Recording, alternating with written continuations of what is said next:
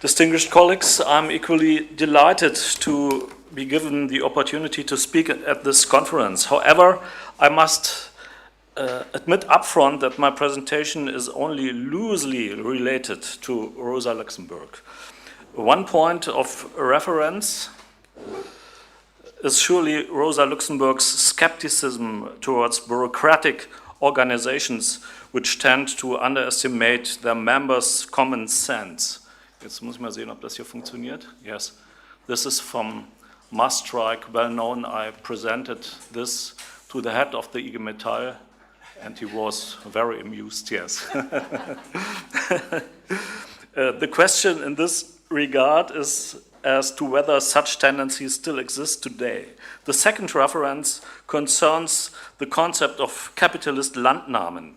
It's different. It's difficult to translate. It's not land grabbing. It's not enclosure. It's not land appropriation. It's something in between. Yes. So I used the German word Landnahme. Rosa Luxemburg, in fact, never used the term Landnahme. She instead spoke of colonization.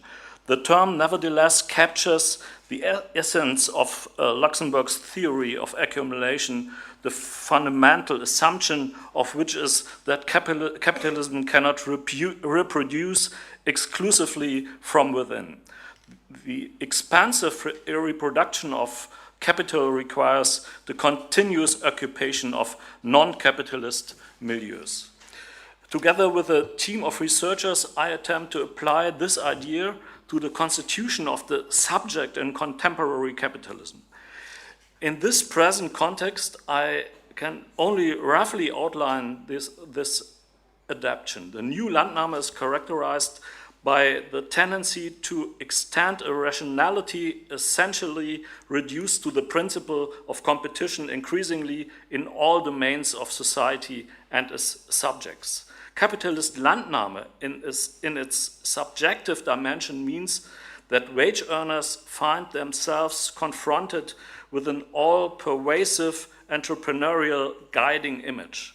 Curiously, the self-definition of workers and employees seems to remain unaffected by this. Wherever wage earners act in accordance to those guiding images, this occurs on the basis of an historically evolved consciousness, the functionality of which for a long time now has been denied by corporate management. It is precisely these sedimented layers of work consciousness which the protagonists of the new Landnahme perceive as an exterior that represent subjective sources of willful practices and attitudes critical of capitalism. However, they also serve as a subjective basis for special commitment and the identification with the workplace or the company as a whole. To explain this view in more detail, I would like to present some empirical findings from several qualitative and quantitative studies that we conducted in medium-sized and large industrial enterprises, both in Eastern and Western Germany. The main study was conducted at a car manufacturer in southern Germany. You see the empirical basis, the data. It's the main case. Our key finding was workplace experience on the one hand and concepts of society held by wage workers on the other hand are increasingly drifting apart. A critical notion of society no longer finds a natural support in the microcosm of the workplace.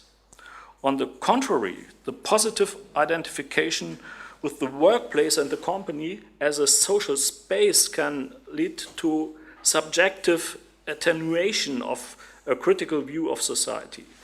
We have condensed this observation in the brief formula, good company, bad society.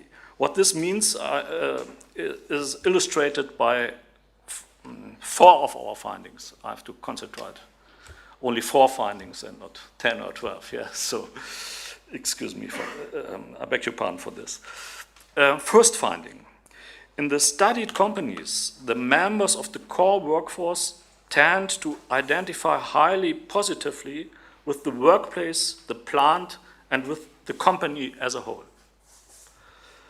Initially, we found this form of consciousness in East German companies in the optoelectronics industry and interpreted it as a kind of particular consciousness related to the tradition of being a foundation-owned firm. Despite partly harsh criticism of the top management, 75% of respondents identify strongly or very strongly with the company, and two-thirds are proud to be a part of the company. Indeed, self-definition and corporate identity do vary between different types of firms and age groups. The socializational force of a company identity, the origins of which date back well beyond the era of the Eastern German Democratic Republic, is nevertheless still surprisingly present. We know today that this positive identification is far less widespread than we had originally anticipated. The same phenomenon we encountered in the East German foundation-owned firm could also be observed, albeit in a different form, in the Southern German car manufacturing company. More than 58% of the respondents feel that they are part of their regional company with all their heart. This is partly true for another 25%, while only 13% do not develop this kind of identification. The identification with the small world of the company by no means represents a monistic form of consciousness that blurs the differences between the management hierarchy and the employees. The opposite can also occur. Often the positive identification rests on tradition, value orientations, and commonly shared experiences, which sometimes leads to quite vehement criticism of the work situation, of the management, of the workplace, or the entire company. Despite widespread uncertainty due to the experience of crisis, as we encounter particularly in the car manufacturing plant, real switching activities, Wechselaktivitäten, activities if you change from one firm to the other, are rare. The firm seems to mean more than just a place of employment. In times marked by the return of social insecurity, the various manifestations of corporate identity always contain some sort of claim to social security, professionality of work, fair wages, and social appreciation. With regards to these claims, the workplace and possibly the entire company seem as the last remaining refuge of social security. By providing a permanent, more or less well-paid and somewhat interesting gainful employment, the company opens up opportunities to members of the core workforce that seem invaluable to them and which they are therefore prepared to fight tooth and nail to defend. This is even true, as could be witnessed in the case of the Schlecker saleswoman, if the actual working conditions have been previously criticized as excessively demanding and unattractive. In this sense, the positive identification is not merely the result of a failed consciousness. Belonging to the core workforce marks the social status that structures the respondents' microcosms. Second finding. No, let me look. Okay.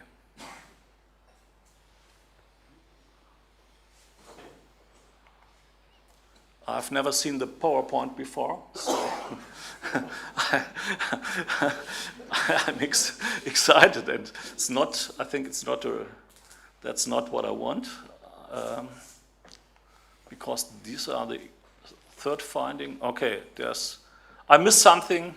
Okay, I will do it without slide. Second finding: attitudes and convictions critical of capitalism are widespread. For the majority, a society marked by social dichotomy represents a bad society, inadequate for the future. This hypothesis is based on statements concerning distributional justice, perceived social divisions, and the legitimation of the capitalist economic mode, which we presented in the questionnaires for employees from the previously mentioned East and West German industrial companies. The critical consciousness of society comprises three distinct dimensions. First, large majorities of respondents in both East and West share the notion that they live in a society which is increasingly becoming polarized. Some 76% of the respondents in the Western car manufacturer agree, or at least partly agree, that all society consists of today is a top and a bottom, while the companies in the East, this number is at 60%. Second, it is almost a collective verdict that social wealth could be distributed far more equitably. Some 74% of production-related workers and employees in the West and 79% of respondents from the East agree fully or tendentially on this point. Third, as a consequence of the perceived divisions, the capitalist economy's basis of legitimation is crumbling. The statement that today's economic system is not viable in the long term is found to be true by at least relative majorities in both West and East. 54% in the West and 41% in the East. What is striking is the high proportion of respondents that remain undecided on this issue. 35% in West and 33% in the East. We find the same tendency in the responses to the encounter question concerning the acceptance of the capitalist rules of the game. Third finding, and no, I need this. Third finding, members of the core workforce dissociate themselves not only from the top or from the exterior, but also from the bottom. That is to say, from the unemployed and the precariously employed. Reacting spontaneously, they tend to exhibit exclusive solidarity. I also presented this to the heads of the IG Metall, and they were highly amused. Yeah. Big discussion about this, yes. As we found, many respondents consider themselves to belong to a large group in society which is in social decline. This is precisely what causes the desire to distance oneself from precariously employed and long-term unemployed people. Irrespective on the fact that a majority disapproves of Hartz IV, it's the Hartz IV, I hope it's well known. It's what we call in German Grundsicherung, the basic income, but it's not. It's a basic income which stigmatized the people who are the recipients. Yeah, that's the problem. Some 45 of respondents from the car manufacturer nevertheless believe that more pressure should be exerted on the long-term unemployed. 51% think that a society in which everyone is taken care of is not viable in the long term. These are the data from the shop floor, the workers, yes? And you can see, if you see this and the following chart, it's data from the shop floor, from the workplace, workers. Also data, only 10 minutes, so I have to be fast. Data from the white collar workers, and also data from the managers. And the 45% of the shop floor workers are higher than the results we get from the white-collar workers and the managers. Yes, and union density of the shop floor workers is more than 90%. I would say 99% in this company. Yes. Here we find a pronounced difference between East and West. Respondents from the East rejected social Darwinist notions much more strongly. Generally, however, what we found was that the workplace and the core workforce also function as sites of exclusive integration. The community of performance of productive employees is what generates the social status. Ultimately, those who are not part of this community, be it Hartz IV recipients or transfer-dependent Greeks, are not eligible for solidarity. Fourth finding, the fragmented wage earners consciousness manifests itself in various forms. A critique of capitalism may prompt conflicting orientations for action. On the basis of a cluster analysis, 4 different patterns of consciousness can be distinguished within the studied car manufacturing plant, which again can be divided into 2 main clusters. We call these main clusters the critics, roughly 42%, and the moderates, roughly 58%. Starting from a markedly dichotomic concept of society, the critics formulate a harsh critique of contemporary capitalism, addressing power imbalances, the distributional injustice in particular. The moderates, as a group, oscillate between a certainly less pronounced critique and a more or less affirmative view of society. What is clearly noticeable is that so far we have not been able to identify a cluster to which we could ascribe those respondents who strongly defend contemporary capitalism's competition regime. The critics are divided into subgroups, the system critics and the competitive individuals. While the system critics develop an inclusive concept of society as a result of their social critique, competitive individuals articulate a desire for dissociation that bears significant potential for exclusion. The other main cluster of moderates is divided into subgroups of the competitive corporatists and the affirmatives. Competitive corporatists are in some aspects similar to the competitive individualists. However, despite a harsher critique of capitalism, the potential for exclusion, which is far more visible in the competitive individualists, seems to be less pronounced in the competitive corporatists. Those workers belonging to the cluster of the affirmatives may also voice a strong critique in the same instances. On the whole, however, their concept of society is markedly more positive and their critique not nearly as fundamental. If any of the respondents interrelate workplace consciousness and the concept of society, then these are the system critics. These respondents combine a critique of capitalism with an equally fierce criticism of working conditions in their own company. Not even 2% of the respondents disagree with the statement that the stress and strains have significantly increased over the past years.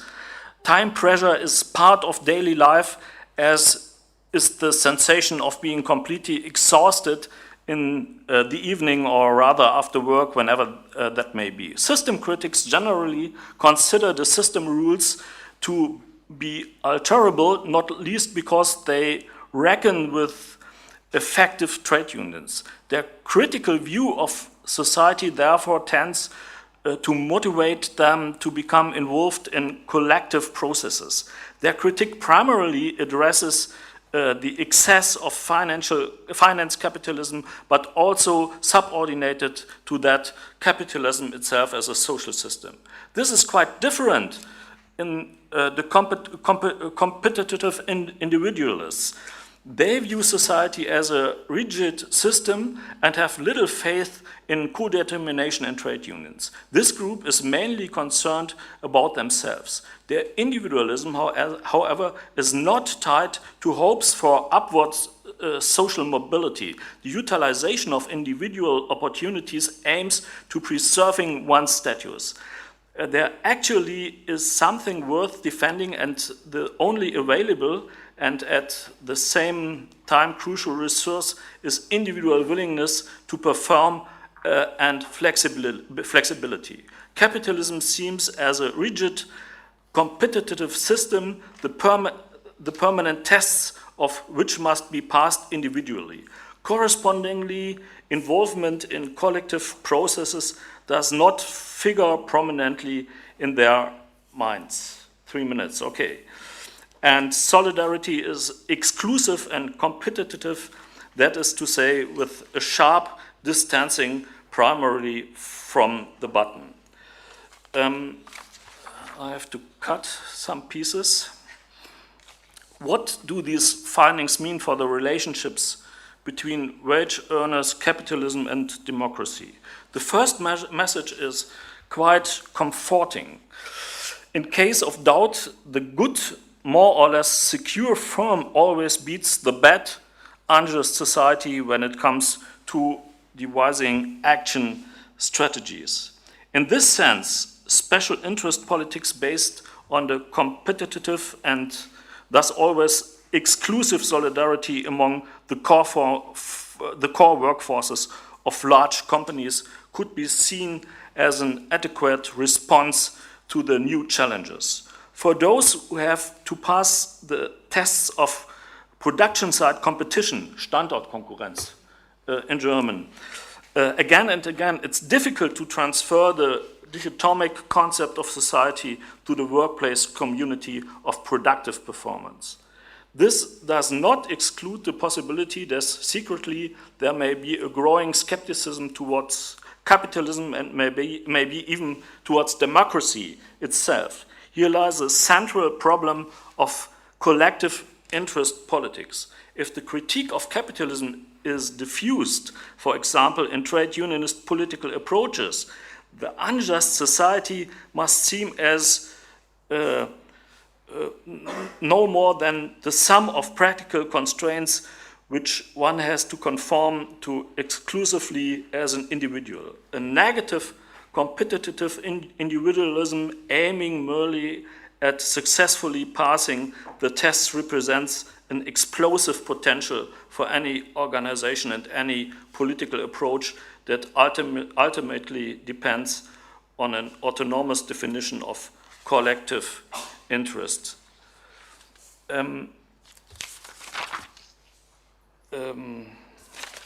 However, there is conclusion. There is also a finding that suggests I need something which gives us hope. Yes, the first quotation of Rosa-Luxemburg. Yes. However, there is also a finding that suggests an excessive momentum in the consciousness of wage earners. The most important cognitive bridge between the fragmented group-specific experiences and the critique of a logic of is the critique of a logic of escalation of the always more and never enough, which many interviewed permanent employees indicate as the ultimate reason for various experiences of alienation and exploitation.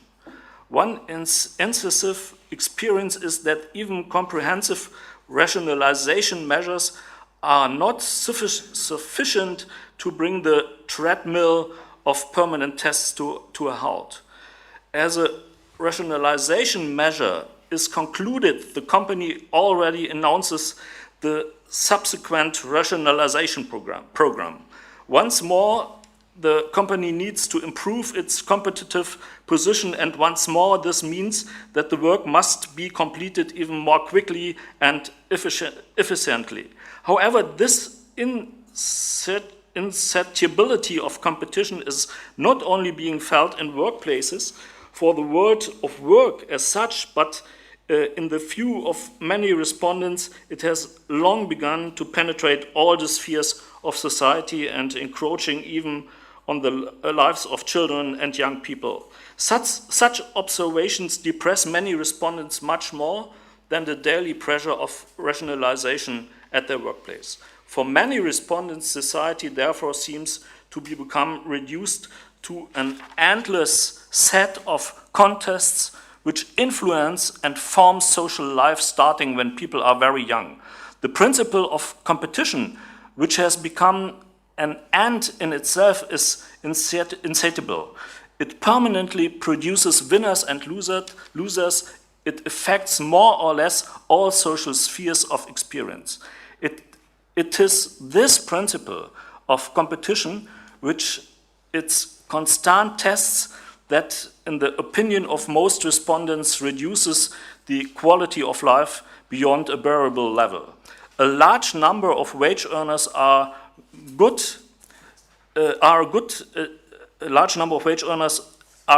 deal ahead of their interest representations when it comes to a critique of the capitalist principle of competition and of a kind of economic growth that is both ecological and socially destructive. This is a good reason to hope, as Rosa-Luxemburg did, that this consciousness will come into conflict with a weak leadership whose main mistake is that it often has little or no confidence in the actors on the shop floor. In this respect, I believe there is still a lot to be learned from Rosa-Luxemburg today, but the reality in the companies is that trade unionists have to struggle against the spontaneous tendency of exclusive solidarity. Thank you very much. Thank you. Again, almost in time.